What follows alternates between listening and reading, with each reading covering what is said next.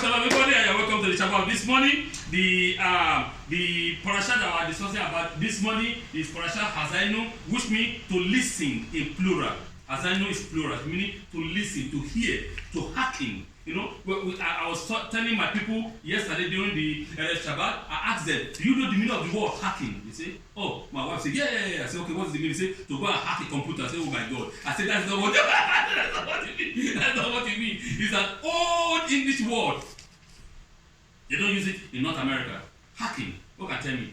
It's not, it's hacking. With an axe? No. H-E-A-R-K-E-N. Hacking. Oh, here.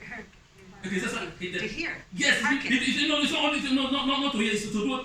Pay attention. It's more enriched than to hear, right? You have to pay attention. Listen to the deed. Listen and take it to your heart. That's the meaning. You need to pay attention because what I'm about to tell you, I'm not playing. It's not a game. This is real.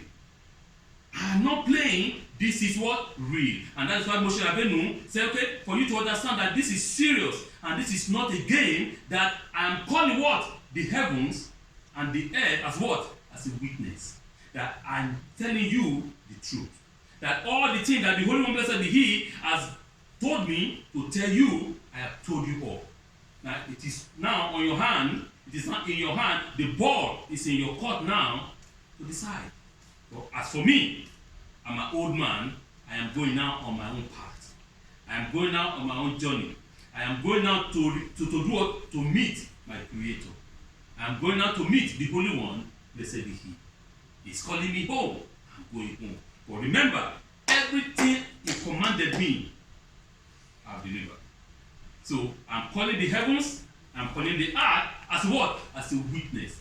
For you to understand that I hid nothing from you. And now, if you did not do exactly what the Holy One has commanded and what you agreed to and put your signature on Mount Sinai, then the consequence is yours, not mine. You see, and the Torah said to condemn a man. How many witnesses do we need to condemn a man? 2 witnesses. You cannot condemn a man with 1 witness. And Moshe is calling 2 witnesses, the heavens and the earth. Because they are what? They are eternal. It says so right away there. They are eternal. Right. So you don't come and say, your forefather that passed away, he doesn't know anything, he's dead already long time ago, right? It's gone. But the earth and the heaven will be a witness. When the Father day will come, I say, oh yes, Mr. John, yes. For example, I'm giving an example. Mr. John, yes, in the kingdom of God, right? And God said, did you receive the commandment? I say, I don't think so because I can't remember. Because that's what they tell you now in the court. When they are guilty, they say, I can't remember. Well, I can't remember. What can you remember? Do you have? So if you cannot remember, why are you a minister? If you cannot remember, why are you a minister of transport? Like, for example, what happened in Quebec for this SAAQ? They brought the minister to the court to come and build it. All her answer or his answer was, I can't remember. So why are you there? So are you telling me that we put somebody who is foolish as a minister? What kind of answer is that? Because they know that they are thieves. Because they know that their word will use against them. You say, I can't remember. So on that day, for example, that minister now, because I can't remember, and God says, okay, who is the witness? They have to say, yes, my Lord. They say, okay, the earth, tell us the witness. What do you witness? Oh yeah, I was there. Moshe Rabbeinu actually delivered everything unto them. I goes, okay, good. Witness number 2, the heaven say, hey, my Lord. I say, okay. What do you say? Say, oh, I saw it with my 2 eyes, not 1 eye. 2 koro eye. I saw it with 2 eyes, and then Moshe delivered everything to them. Say, Mr. John, you are hereby found guilty for not obeying the Torah, because there is 2 witnesses, not just 1 witness. Okay, so the Parashat, the subtitle of this morning is this. I'm just saying that to do what? To warm you up. Okay? The subtitle is this: the Lord, the most merciful, the most compassionate, and the most gracious. The Lord our God, I'm telling you, He is the most merciful. is the most compassionate and is the most gracious. God is never there to point finger at nobody. I always tell us that. He created us the way He wanted. He knows us from the beginning to the end. So when He knows everything about us, why will He point finger at us? He doesn't have that time. What He's telling you, keep the truth, keep the way, keep justice. If you don't do this, there's always a consequence. It's not because of Him, no. It's for your own good. The Torah, the Torah that is here, is not for God. No, it's for man. It's for you to live a perfect and a good life, a healthy life. Within you, within man to man, within man and God, and within man and the nature. Because when you say, Rabbi, what do you mean by the nature? Okay. If you say, when God gave us the castrated law, He said, because you are what you eat. If you begin to eat garbage, you'll be sick, and you have all kinds of diseases, Okay, because this is what you eat, this is what you eat, this is what you eat. It's our nature, right? Because we live in the nature. But now, we remove ourselves outside the nature. Men now, right? Because we are not part of nature. We can do with nature whatever we want. But we are not part of it. So that we can see the consequence of all those, our ideas.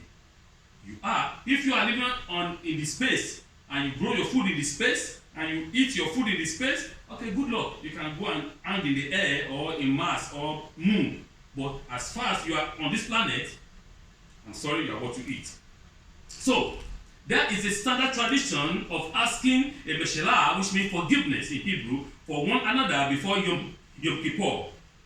Typically, it is easier to ask forgiveness for someone who isn't that close to you, such as an acquaintance, or a person whom you are friendly but not as really close with, There are other people who are very good friends and still other who are even closer, such as family, Throughout the year, we are more likely to run, in disagreement, with this kind of people, because we are very close, we rub shoulders and shoulders together. There might be a kind of friction, whom we have close contact throughout the year with. Typically, before Yom Kippur, someone will approach you to ask you for mechila, for forgiveness. Yeah? And immediately, you respond, of course, I forgive you. Then, without missing a beat, you respond by asking forgiveness from them too. Right? But I think there is one group of people who present difficult with regard to this pleasant two-way forgiveness thing, right? And this for this group, asking for mechila, for forgiveness, is only one-way street. Let me explain. Children need to honor and respect their parents. They need to ask forgiveness. Right? I will spend a little bit on what I'm saying. During Yom Kippur, right? It's a tradition. Hey, you see somebody, you don't even know him. He's a Jew like you. He's an Israelite like you. He's a Hebrew like you. Hey, please, can you forgive me? Even though you don't even know him. You don't even know it. Oh, yeah, I forgive you. Okay. Everybody, it's kind of a tradition like that, right? But so people that are very close to you, like your mom, your dad, your sister, your brother, your husband, your wife, your colleagues, your friends, that you are very, very close, your nephew, so your aunt, and so on and so forth, that you guys are very close, and that maybe during the year you must have, rough some friction, offense, and so. So for us to now go to do what? To ask kind of forgiveness from them, it seems a little bit so that's the way it is. But now there's a group of people that a rabbi is saying this two-way relationship or this two-way discussion is only one way, and that is exactly parent and children, and also the rabbi and the congregation. According to what I say, it says that the parents cannot ask forgiveness from their children. It is only the children that can ask forgiveness from their parents. Remember, I did say, my children forgive me. You need to understand the point that the Torah is saying here. And we're going to explain about that perfectly well. In the point of the Torah, the children is the only one that can tell their parent, ask forgiveness from their parent. Parent cannot ask forgiveness from the children. Why?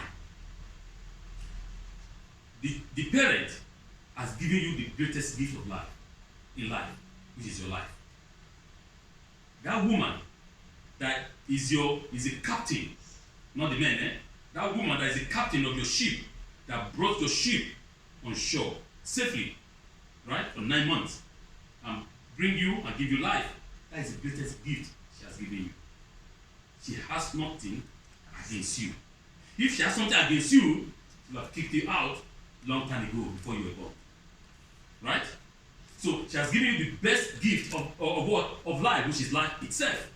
So therefore, that woman has no regret of bringing you into life. So therefore, anything that happens, you should be the one always asking for forgiveness, not the other way around.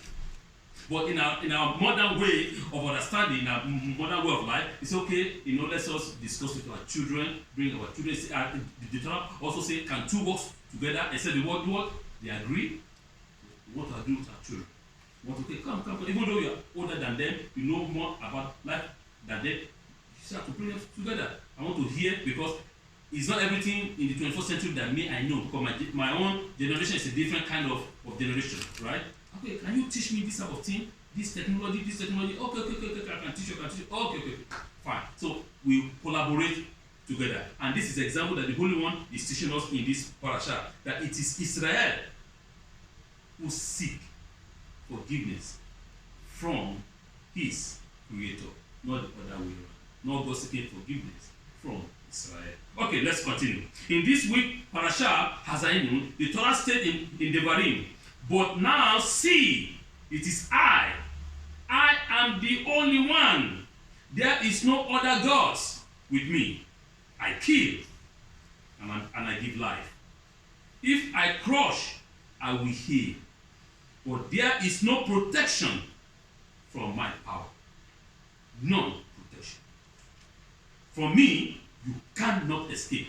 No power in heaven, on earth, beneath anywhere in the multiverse, both spiritual world and physical, no power can escape from me. For I designed it all. I am the engineer. I am the designer. I am the God. That's what God is saying.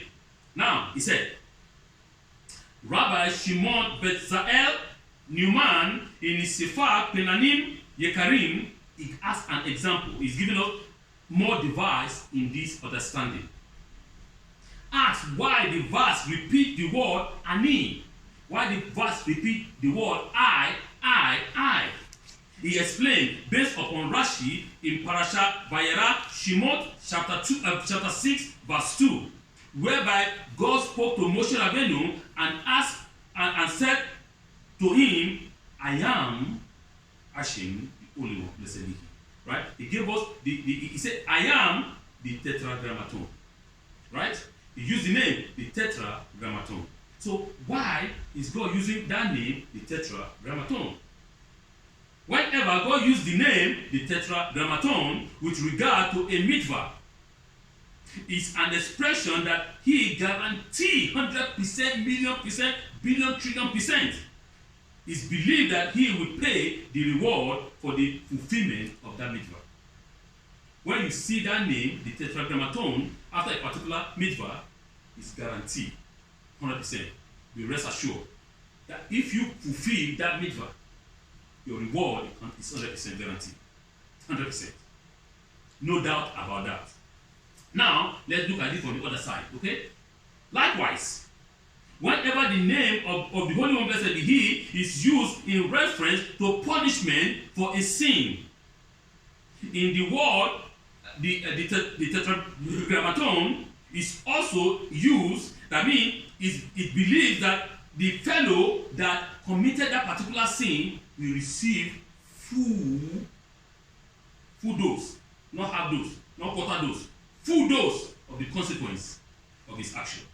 When you see that name, tetragrammaton. Okay. This is because he is believed to pay a price to the individual for sinning.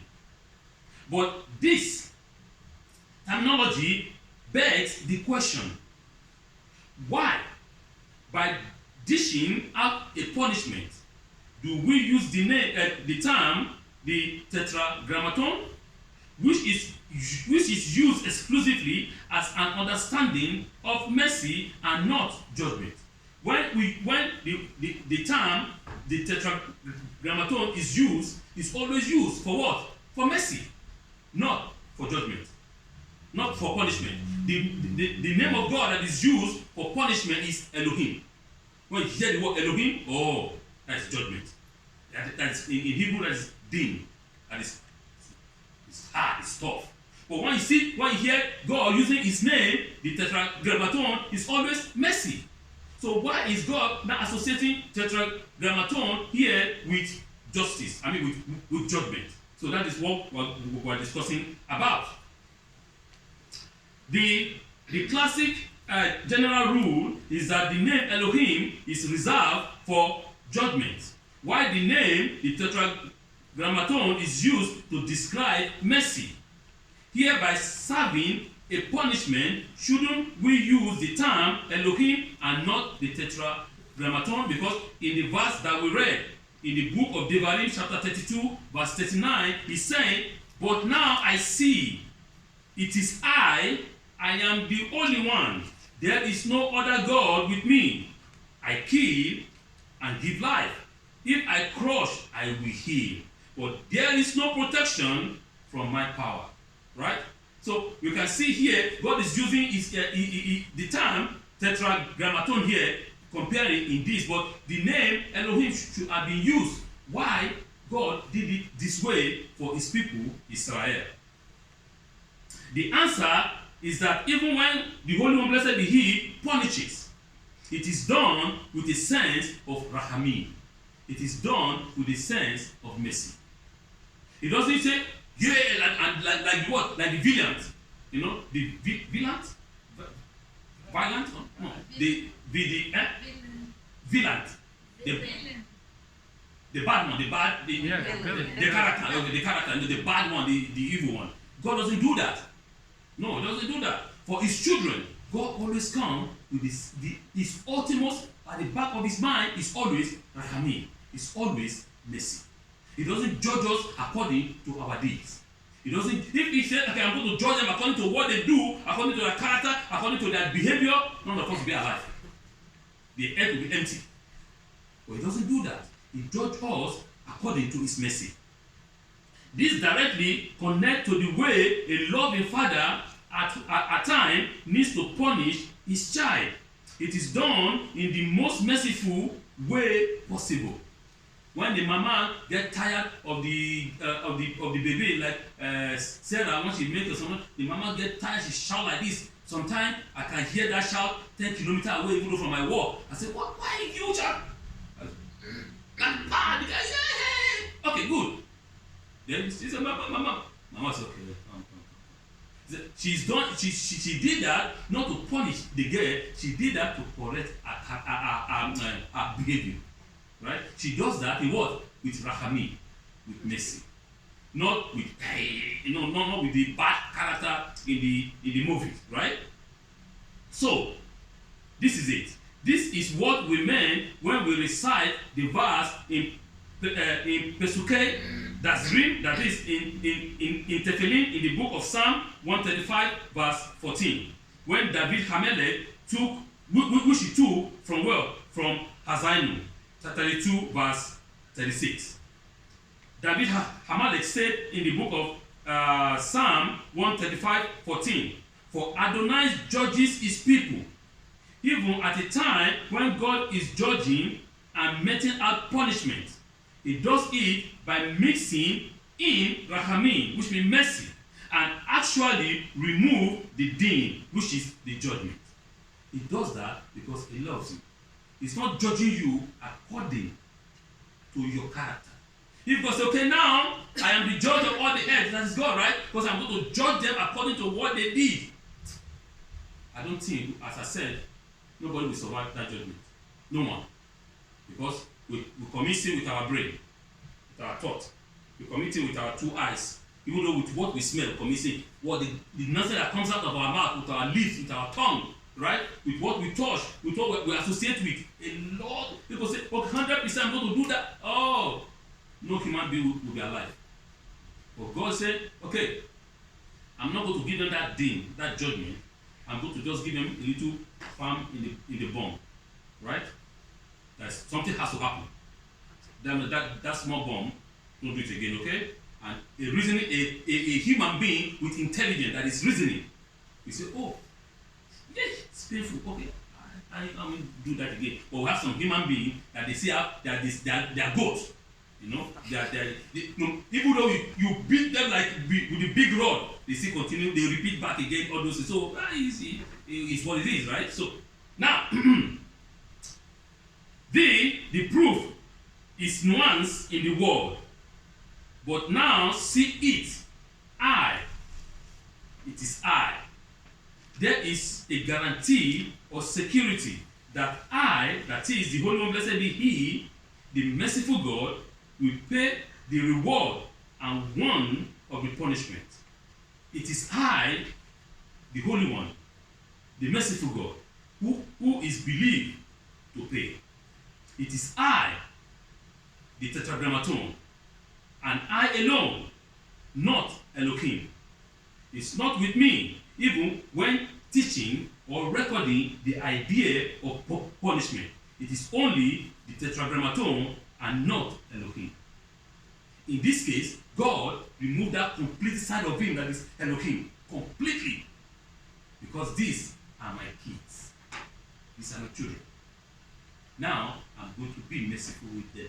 I'm going to give them pan on the bomb. I love them. Right? God will remove that aspect of him that is that tough villain, you know. No. Because this is my children. Remember the parable of Yeshua, right? I always repeat that, right? The son who did bad thing, when the father saw him, did the father even say, hey, now, did the father said, you receive what you deserve, right? Did the father said, now, don't come to my house. I have given you your own inheritance. Go deal with your problem. Did the father say so? No. The papa did not even, he doesn't care. Because this is my DNA. This is my genetic code. I love him. Right? If the father just ran, embrace him. He doesn't want to even hear anything. Later on we can discuss at home. But now, I rejoice because you are alive. You live. You are not dead. All my prayer for you is to live. I created the good and the bad. The Holy One, blessed be He, said, I advise you to choose life. For life is good. He is God of all. He does whatever He wants to do. Why He created the other side, it's left for Him. It's not for you to know. Leave Him alone. He's God. Why He created it, it is His own choice. But He's telling you, I want to be recognized with what? With the positive side of what I created. So I want you on the positive side. So if you like, be on the positive side, because that is where life is. And I want you to live. So that's what exactly in another way what the Holy One is saying. As Yom Kippur passes, we try to live our life knowing that the Holy One, blessed be He, gave us, and that the character of mercy overcome the character of judgment. Now, God being merciful for us, upon us, He removed that din, that judgment, that Elohim, He removed it from us. Now, He's giving us the Tetragrammaton, that mercy, that compassion, that love. Remember, the love, the most merciful, the most compassionate, and the most gracious. God is the most compassionate, He is the most gracious, and He is the most merciful. I don't know how to even say it, because in my head that I don't have the expression to express His mercy, His love, and His compassion. There is no human word, because sometimes we want to associate human love with that of God. It's too non-comparable. You can't compare it. There's a song that says the love of God go down to the lowest hair, to the lowest. I don't know what to say again. The lowest one, and His love reaches to the highest heavens. He's the most merciful, right? So we need to understand that principle very, very, very well. If Yeshua died and went down into the underworld and began to preach again, to tell them, those that are what, that on the negative side, that did bad thing, begin to preach the Torah again to them. How much more the love of God? Can you imagine? So deep. It's not saying, okay, you face your consequence, that is it, done. You see, we as a human being, we want to classify God as us. No! God is not a human. It's not. He doesn't have bone, he doesn't have flesh, he doesn't have blood. It's not a human being. It's not you. It can never be us. His reign is just uncomparable. Because his love is so deep for his creation. As we enter into this new season, headed by the Yom Tov of Sukkot, that is, as we are entering into the festival of Sukkot now, we can feel a sense of security and compassion that is represented in the symbolism of the word of the Sukkah. As we sit in the Sukkah next week, we affirm the notion that God judges us with his name, Tetragrammaton, with mercy, and not with his name, Elohim, judgment. Dwelling in the Sukkah immediately after Yom Kippur is a testament to a belief that we have gained atonement and favor through mercy and not through harsh judgment. Because if God judges us through harsh judgment, we won't be alive. We'll be dead. Right? But that we are alive and sitting down inside the sukkah, remembering the journey of our forefathers, all those goody, enjoying ourselves, eating, communicating, shows us that God has done for us the atonement. He has forgiven us our iniquity and we have gained favor in his eyes. True mercy, that let us back in the glory of the Holy One, blessed be he, and let his mercy shine upon us and continue to guide and lead us throughout the new season, throughout the new year that we have. So that is my prayer to each and every one of us. That remember, the Holy One is a God of eternal love. He's not your enemy. No, he doesn't hate you. He loves you. Is the contrary, is the opposite. He loves you with all his being. That is why he created us, because he loves us. And he will never, ever, ever reject you. That is guaranteed. Understand that. No matter what, he will not reject you. But we have to humble.